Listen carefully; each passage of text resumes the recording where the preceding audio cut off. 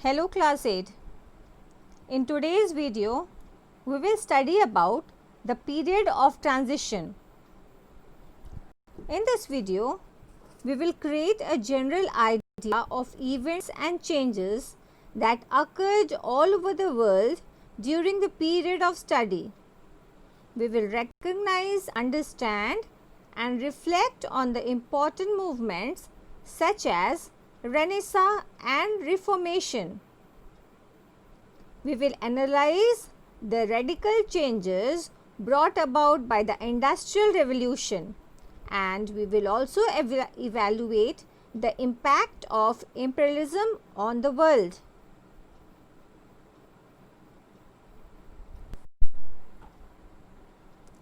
The transition from the medieval to the modern period in Europe was a gradual process, and it did not happen rapidly. A number of developments which were interrelated took place in this period from about the 14th to the 17th century. They led to the foundation of the modern world.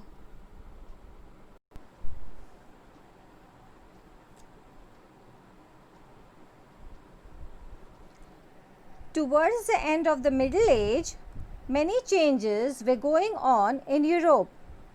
These changes determined the feudal system of society, which began to disintegrate.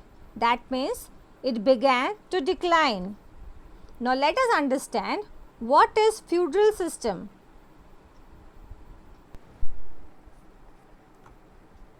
The king possessed all the land.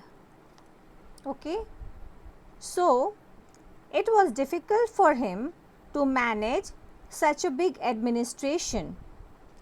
So he distributed the land among the nobles who became the landlord. So he distributed the land among the nobles.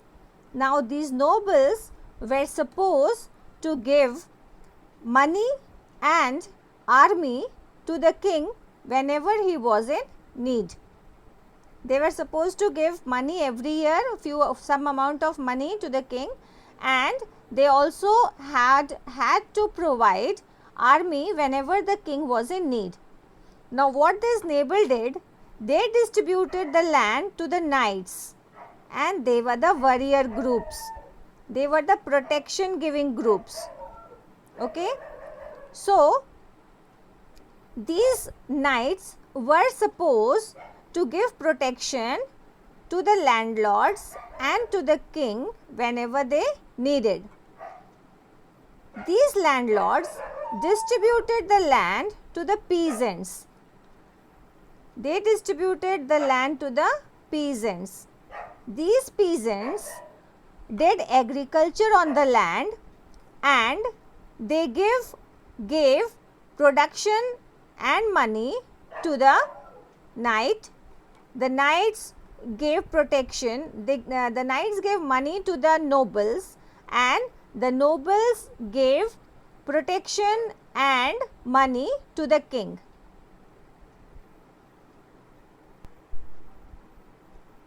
So we understand by the feudal system that the king gave the land to the nobles, the noble distributed the land among the knights, and the knights distributed the land among the peasants. Now what happened in this system? The nobles became very powerful as they possessed all the land and the army. So in future, the center started becoming weak. So this system did not continue later on. With the disintegration of the feudal system, a new type of social system began to emerge in Europe, which affected every aspect of life and marked the beginning of the modern age.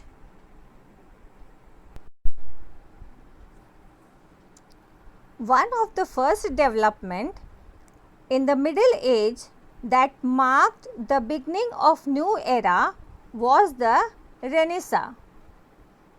Now, before we study about the Renaissance, let us understand what is the ancient, middle and the modern age.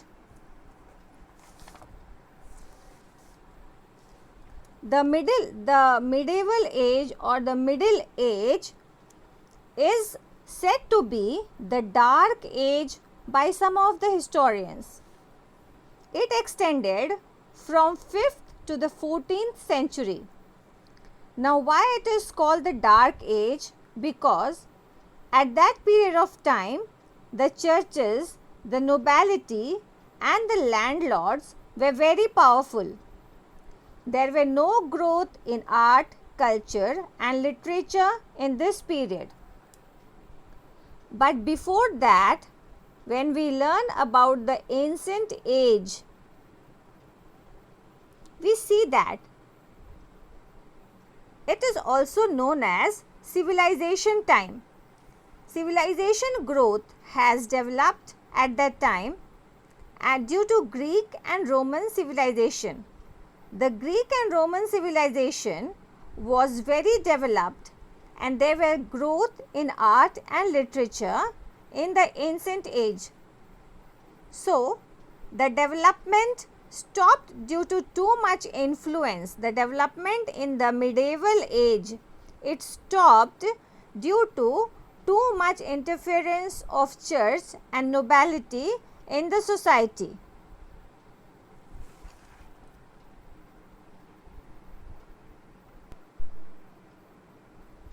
Now, let us see how the Renaissance started.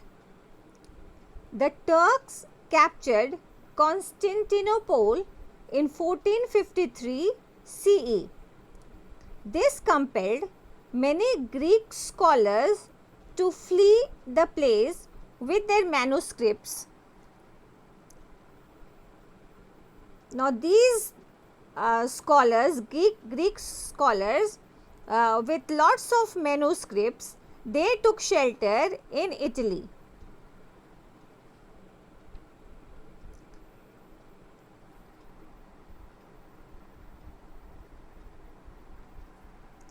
Renaissance in a French word means rebirth. There was a vital revival of ancient learning of Greek and Rome. This development influenced every field of human activity. There was development in art, religion, literature, philosophy, politics, and the beginning of the modern science. Another interrelated development was the Reformation. The term Reformation refers to the movement against certain practice of the Catholic Church and the authority of the Pope. The Reformation led to the rise of Protestantism and the setting up of Protestant churches from the early 16th century and to Catholic Reformation in the late 16th century. The term Reformation refers to two major developments in Europe towards the later part of the Renaissance: the Protestant Reformation and the Counter Reformation, which is also said Catholic Reformation. Now, let us understand about the Catholic and the Protestants. The authority of the church was very powerful and dominant at that period of time. They used to interfere in all the political, social and economical affairs. According to them, the church, the religion and Pope were the supreme. The Protestants were against this. They refused the orthodox practices and the policies and the beliefs of the Catholics. They refused the absolute power of the Pope.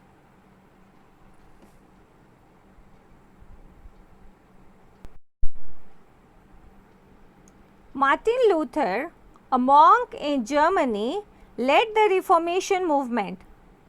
He protested against the corrupt practice of the clergy.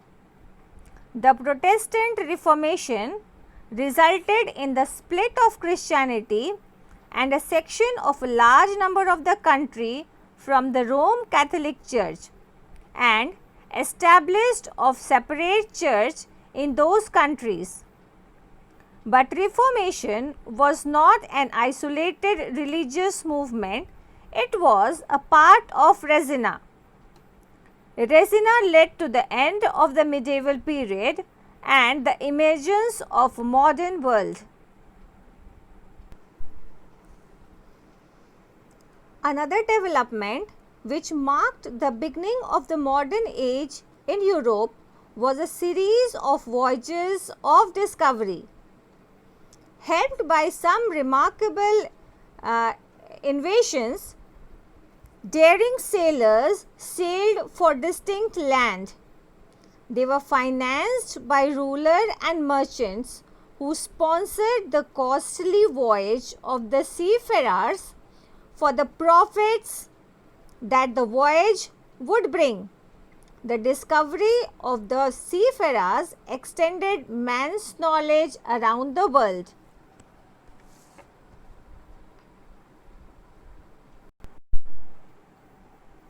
Diaz and Vasco da Gama were Portuguese sailors.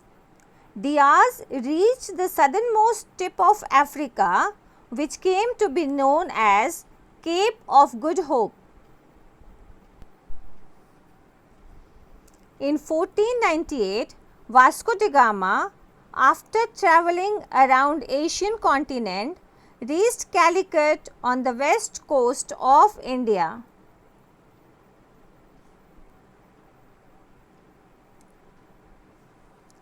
This was the discovery of new sea route to India. The Portuguese were able to trade with India, Indonesia, East Indies, Sri Lanka, China and Japan. Christopher Columbus was an Italian sailor who was helped by the Spanish Queen to explore new sea route to east. He travelled through Atlantic and reached Cuba in the southern part of North America. In the southern part of North America here. In his other voyages, he reached around America in 1492. He did not realize that he had discovered a new continent, and he called the people of new continent as Indians. In Italy, he made 4 voyages to the places visited by Columbus. This is Amerigo Vespucci. He made 4 voyages to the places visited by Columbus. America was named on his name. Magellan was a Portuguese navigator in the service of Spain. He was convinced that the world was round. He sailed through Atlantic, reached the Pacific Ocean, went through the southernmost point of South America and reached the East Indies in 1519. He was skilled in Philippines, but his ship Victoria completed the voyage around the world.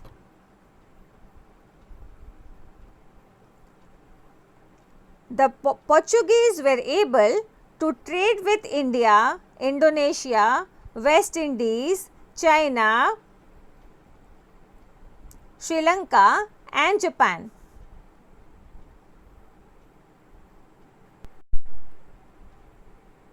Now let us understand about the main features of Renaissance. The first one was rationalism. The scholars of that period, who were rationalists, refused to accept anything blindly. They wanted the rational behind everything. That is, they wanted the reason of everything. The Resina thinkers believed in life in this world.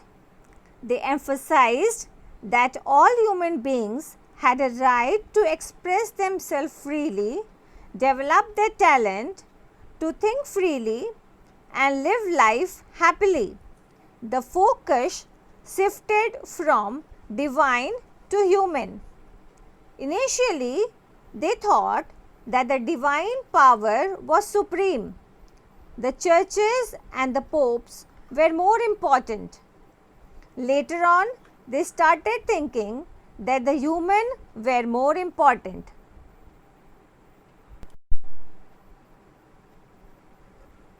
Scientific spirit gained importance during the Resina. The knowledge acquired during this time was based on scientific approach. That is, before coming to a conclusion, people first observed, then experimented, and finally arrived at the conclusion. It was due to the spirit of inquiry that an age of exploration, experimentation, and discoveries were unhatched in by the Resina. Now let us understand about the Industrial Revolution. The desire to produce more goods at low cost to make higher profits led to the Industrial Revolution and further growth of capitalism. The Industrial Revolution began in England in about 1750 EC. It was then that machine began to take over some of the work of men in the production of goods and commodities.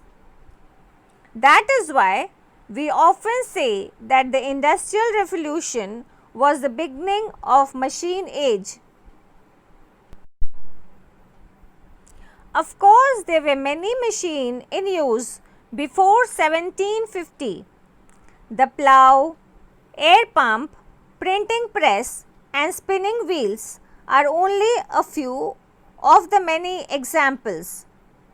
But after 1750, new inventions came faster, and they were of the kind that brought more rapid changes in people's life. The Industrial Revolution changed man's way of living and thinking all over the world. In the 18th century, the domestic system had become ended. The domestic system ended. Now, what is domestic system? It was a system where the organization of people of simple interest, they worked from home. They had the workshops at home. This was called guild system. They used to work from home. So, this system ended in the 18th century. It started giving way to a new system called the factory system.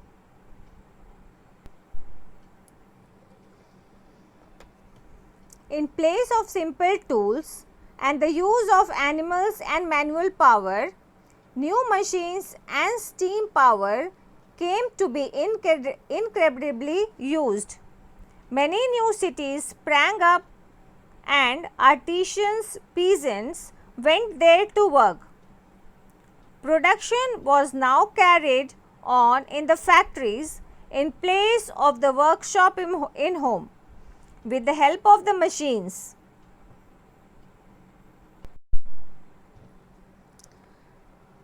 Facilities for production were owned and managed by the capitalists, the people with money to invest in the production.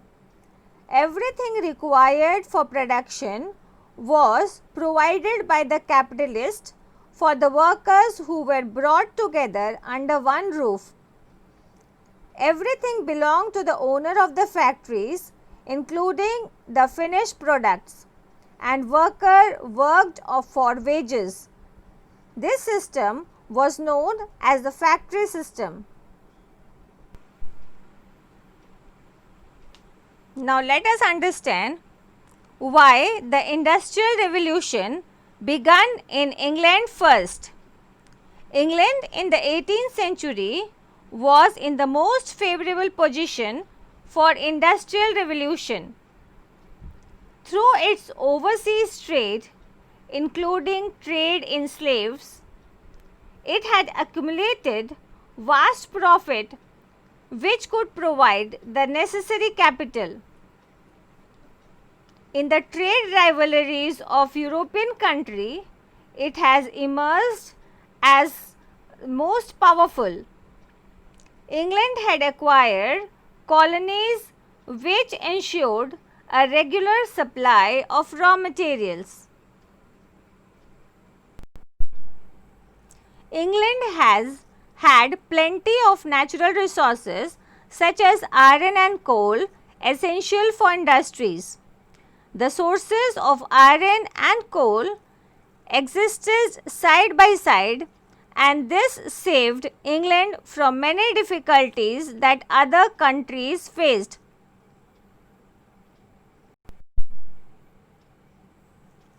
England developed a large shipping industry and had no problem of transportation. No other country enjoyed all these advantages in this period. Some suffered from the lack of capital or natural resources, and some from the unfavorable political system. These factors made England a natural place for the Industrial Revolution to begin. In 1760, England imported about 2 million kilograms of cotton. Such a tremendous increase in raw cotton imports took place because of the invention of the steam engine by James Watt in 1769. He improved the amount of steam engine. It was this machine that made it possible to produce goods on a really big scale. Machines run by men or animal or by water power could not compete with those driven by the steam engine. This invention revolutionized the production.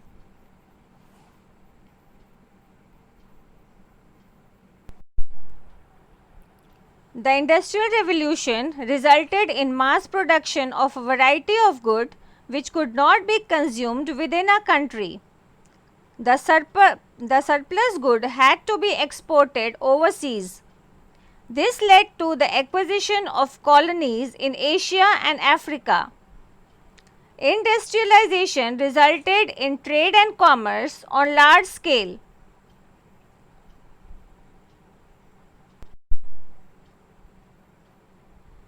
It led to the rise of new industrial capitalists who were the owners of means of production. It resulted in the concentration of economic power in a few hands. On the other hand, it gave rise to lakhs of industrial and factory workers who worked for wages. Gradually, two classes emerged, the capitalists and the workers.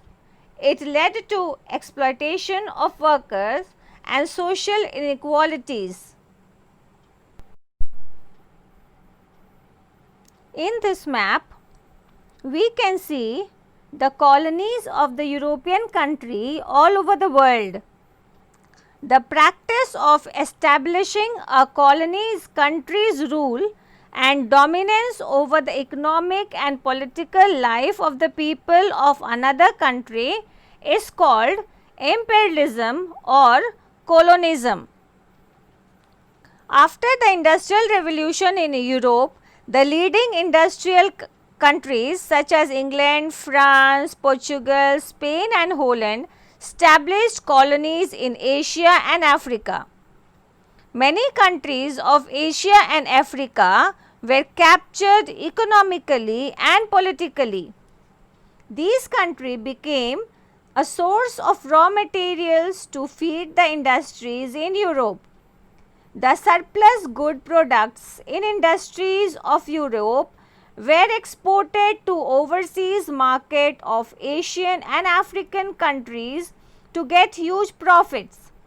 Thus, the colonies were turned into source of raw materials and market for finished goods. Now let us see what were the causes of rise in imperialism. First we will see surplus production. After the Industrial Revolution in Europe, the new industries in England, France, Spain, Portugal, Germany and Italy produced huge amount of goods which could not be sold locally. Therefore, the capitalists extended influence on their government to capture colonies. Next, need of raw materials. The growing demand of huge amount of raw materials to feed the new industries in Europe led to imperialism. Raw materials such as minerals and cotton were available in abundance in the countries of Asia and Africa at cheap rates. This increased capture of new colony. The third one is development of modern means of transportation and communication. The invention of steamships, railway, telephone, telegraph and posts enable men to conquer space and time. Distinct land could easily be conquered and served as sources of raw materials and dumping ground for finished good. Modern means of transportation and communication enabled the facilities for acquiring of colonies.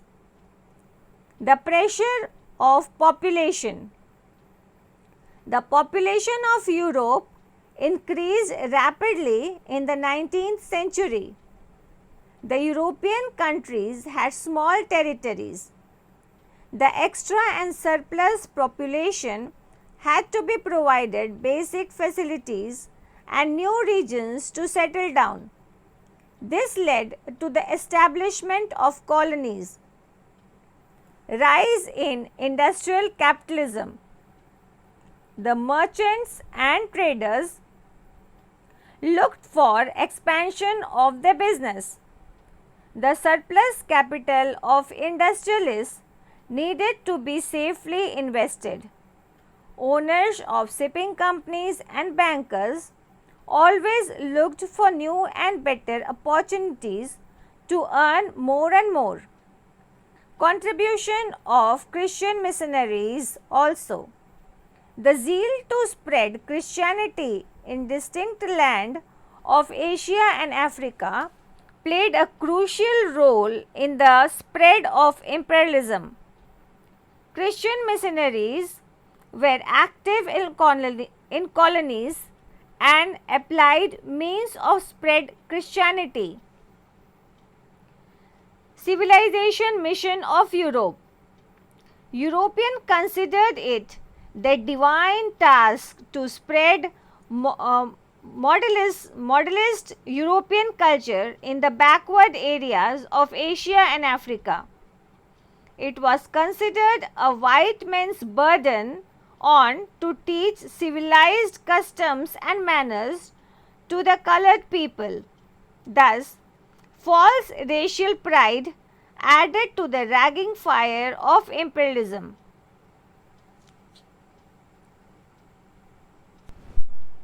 The modern period in India began much later than in Europe.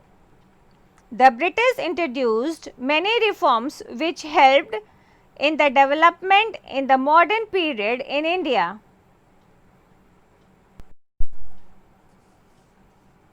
The British introduced Western education through the medium of English language. The newly educated class became aware of the idea of democracy, nationalism, liberty, equality, and fraternity. The introduction of the railway and telegraph made communication easier and faster. In spite of West, social reform brought about the Indian Resena. The 18th century was the period of transition in India.